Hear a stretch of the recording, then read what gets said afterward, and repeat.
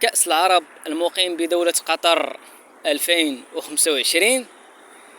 نصف النهائي غيجمع إن شاء الله بإذن الله بين المنتخبين، المنتخب المغربي والمنتخب الإماراتي، مع العلم أن دولة الإمارات الشقيقة من بين الدول الأوائل المدعمة للقضية الصحراء المغربية، وهذا الشيء معروف عليهم من زمان أنهم من بين الأوائل، من بين الدول الأوائل المدعمة لقضية الصحراء المغربية.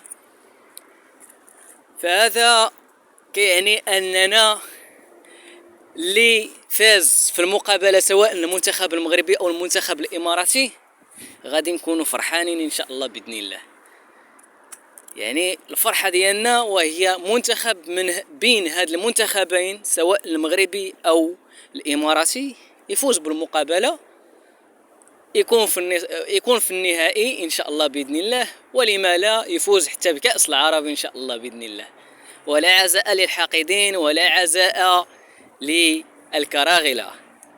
وهذه تنقولها ونعودها بأن دولة الإمارات من بين الدول الأوائل المدعمة لقضية الصحراء المغربية، رغم أننا لا يعني لا لا لا لا لا, لا ما ندخلوش السياسة في الرياضة، ولكن في هذه القضية نتاع الوحدة الترابية كيتلزم علينا ندخلوا السياسة في الرياضة وندعموا دولة اللي كتدعمنا في قضية الصحراء المغربية، وما عمرها ما خذلتنا، ما عمرها ما تراجعت على الدعم ديالها للقضية قضية الصحراء المغربية اللي هي دولة قطر الشقيقة. يعني دولتين اللي هي الدولة الأم ديالي نتاع المغرب، يعني المملكة المغربية الشريفة، غادي يكون المنتخب نتاع المملكة المغربية الشريفة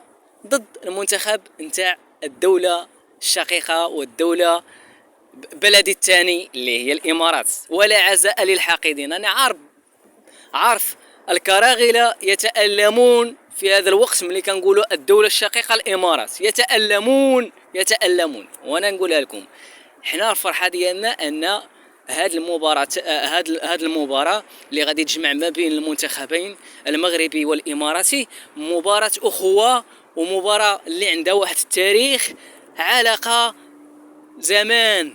يعني زمان ملي كتشوف الإمارات ديما كتدعم القضية الصحراوية المغربية، يعني ما عندنا إشكال اللي غلب فيهم